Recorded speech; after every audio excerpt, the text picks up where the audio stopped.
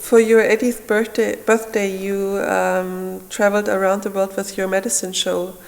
What was the show all about? Was it bringing the spirit of Fluxus to different countries and places? Or how would you describe it?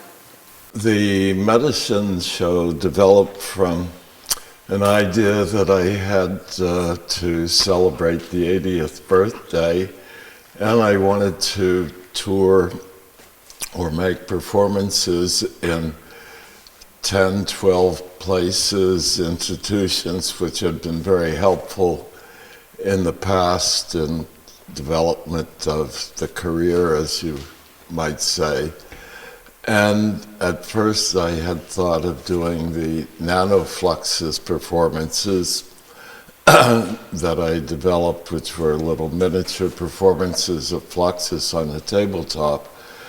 And then at one point or other, I realized running around Europe and the States and Asia, it was just popped into my head like a medicine show, which was a format that quack doctors in the 18th, 19th century into the beginning of the 20th century went around to villages selling elixirs, cure-all things. And I thought, oh, maybe I will just repackage this as a medicine show and develop a kind of elixir to be sold at to interested people to cure them of their problems with contemporary art and Fluxus. And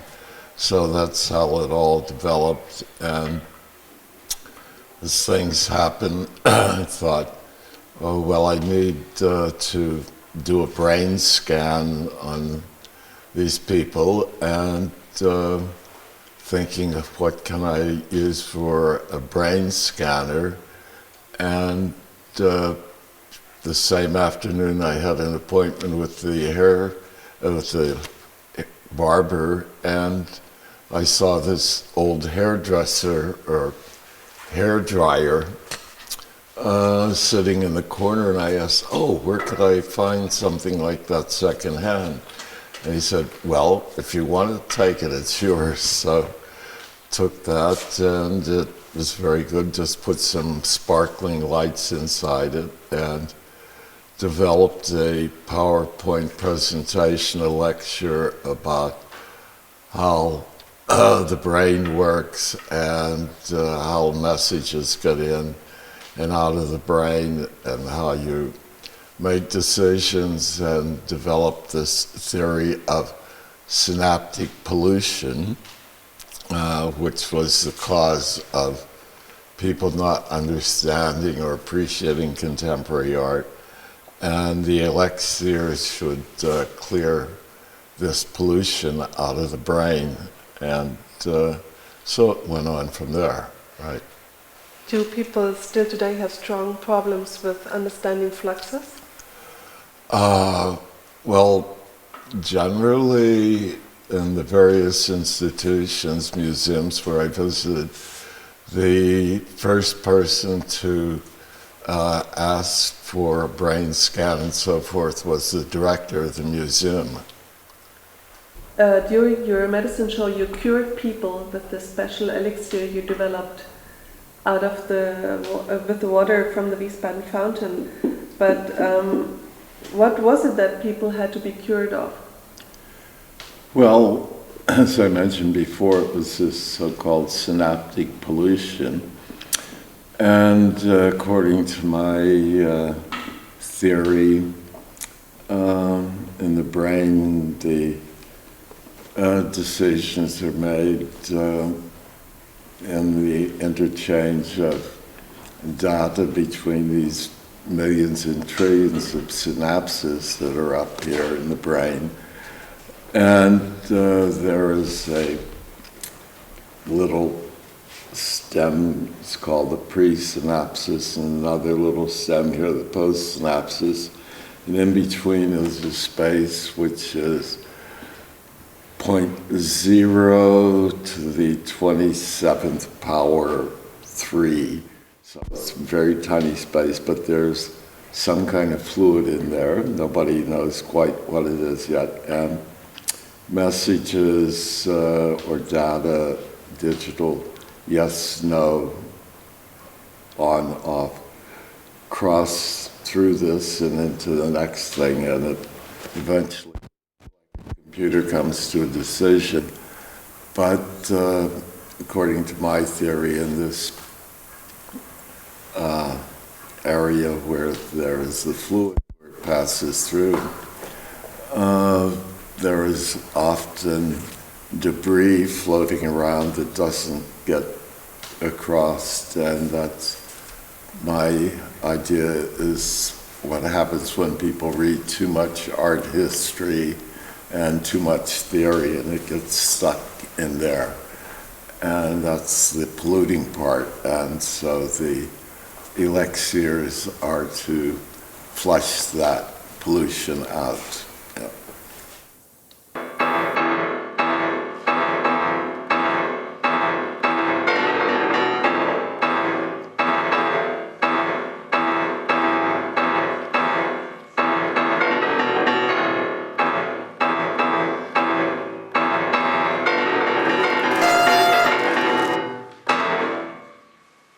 So how do you surprise people today? Oh, you don't have to surprise people. But I think for me the interesting thing is developing new interpretations of the event scores. For example, recently made a nano-fluxive performance of Philip Corner's piano activities, which was, of course, the great scandal when we broke the Steinway in 1962 in Wiesbaden. And in this case, nano, I had just a little miniature piano, white, about that size. And instead of hammer and nails and saw and so forth, I just put a firecracker inside it and lit it up, yes, which did the same thing, but once again, a new interpretation, and it worked, yes. You did a lot of research about the subconscious, although you don't call yourself an expert, but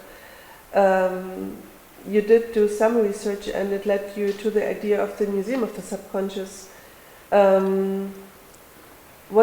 What do you think? What's the link between the subconscious and inspiration? Well,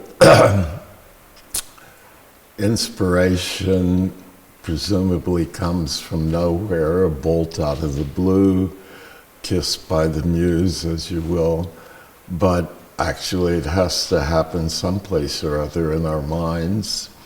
And it seems logical that it would be in the subconscious, because that's the part that we have, shall we say, little insight into, don't really understand what goes on there, or how the connections are made. So, yes, in my idea, inspiration does come out of the subconscious. Whatever inspiration is and whatever subconscious is, it's all part of the same thing. And the Museum for the Subconscious, at one point, one day, again, I guess an inspiration, I thought that, yes, there are museums for practically everything in the world, but the most important aspect, perhaps, of human behavior, the subconscious, or the thing that is responsible for much of what we do. There's really no museum dedicated to that, so I thought we would establish a museum of the subconscious. And since the subconscious is immaterial, the whole idea, the museum is everywhere and nowhere at the same time, but human beings being the way they are, they like to have some kind of physical reference that they can focus on, and that helps them understand the immaterial. And so I decided that there should be so-called entrances to the museum.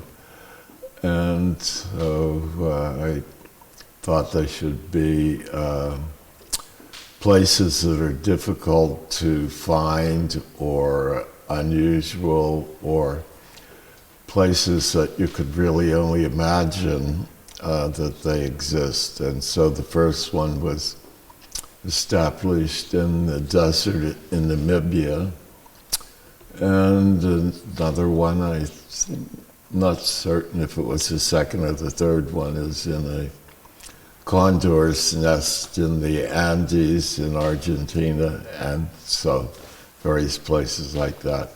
And now there is, of course, one in Blois, in the spider's nest here.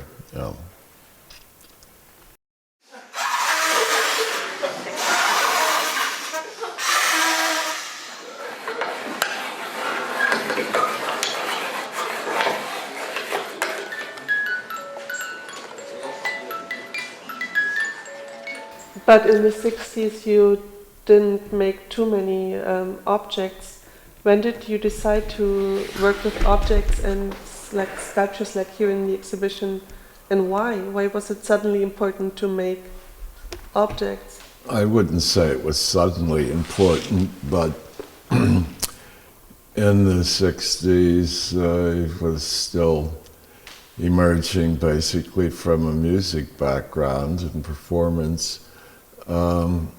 I had always made some sort of little things, even as a teenager. I didn't necessarily call them art, but constructions. And at some point,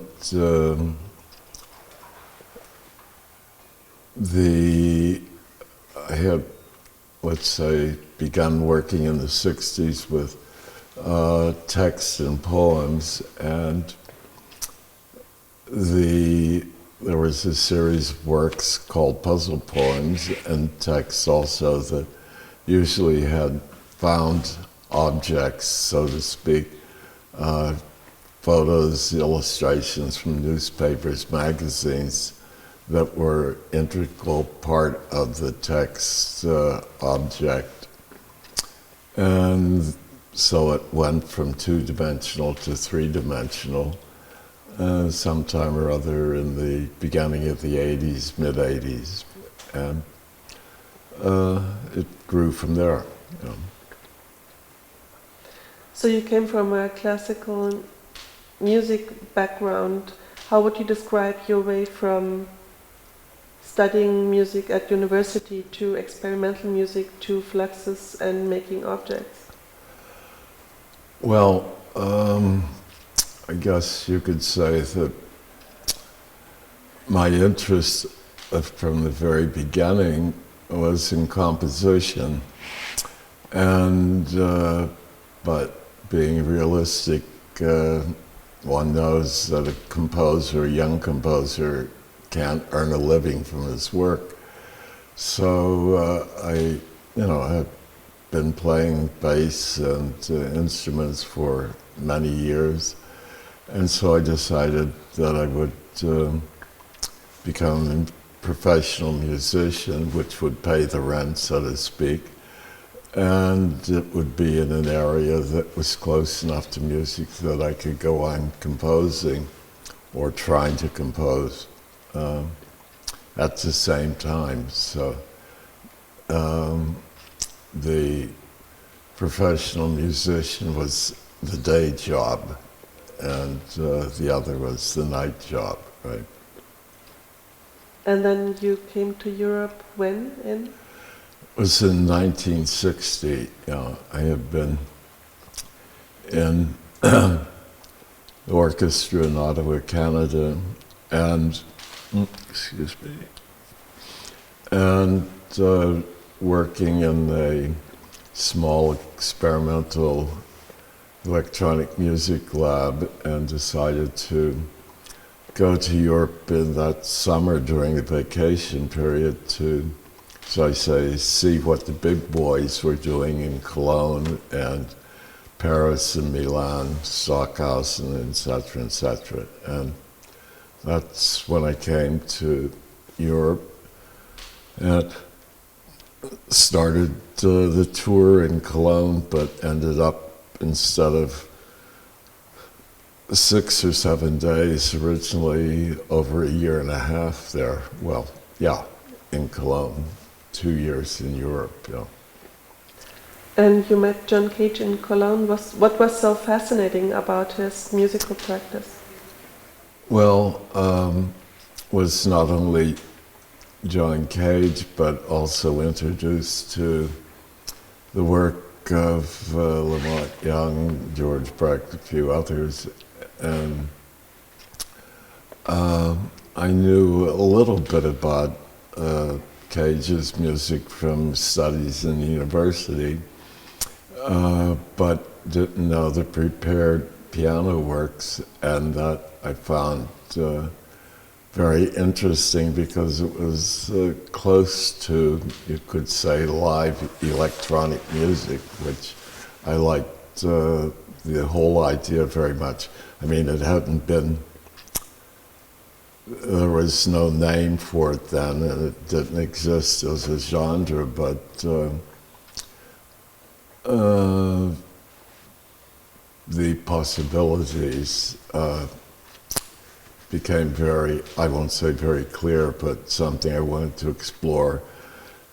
And the variations for double bass, which eventually were composed in the next year or so in Cologne, began as a work to further develop this prepared piano for double bass. And at first just putting objects on the strings to change the sound, but then developed into theatrics, which became then performances in the end. Yeah. And when you think about the first performances in Wiesbaden, together with the other Fluxus artists, there was a score, of course, but everybody entered stage quickly without rehearsing too much. Was it a practice to force inspiration by just doing things?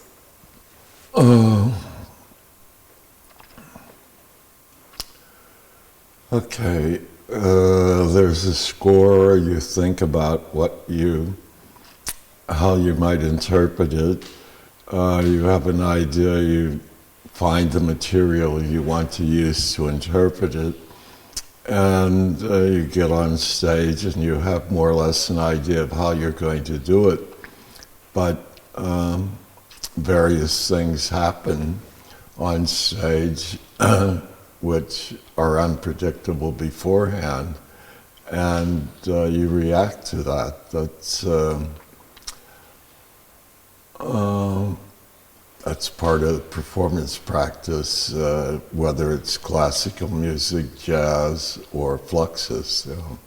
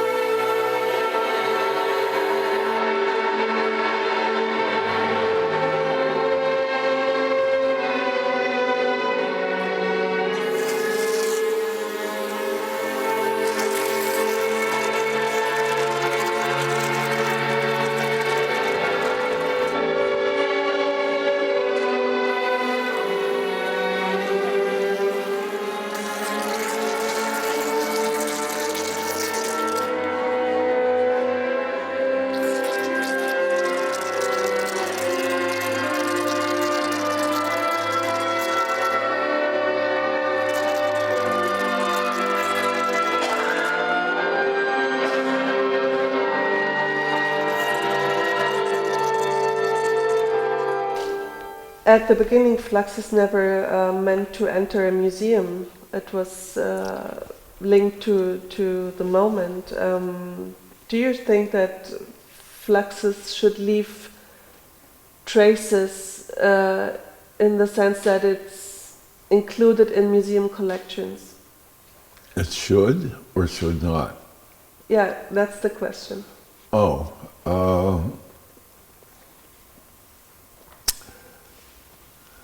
well, I could answer that by saying that museums, as I have discovered in working on this particular exhibition about muses and discovering that the muse,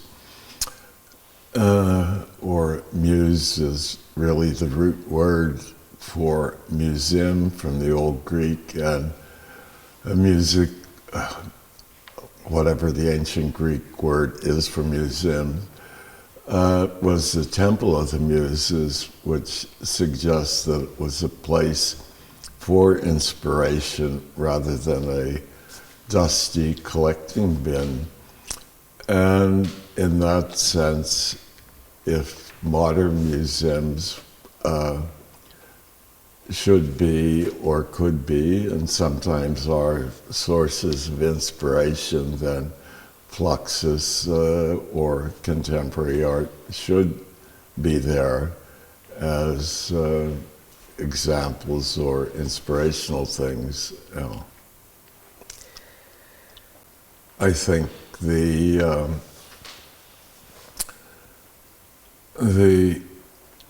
adversity to museums in the beginning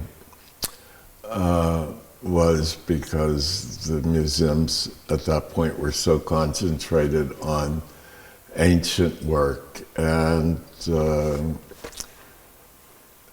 the social aspect of art and culture and reinforcing a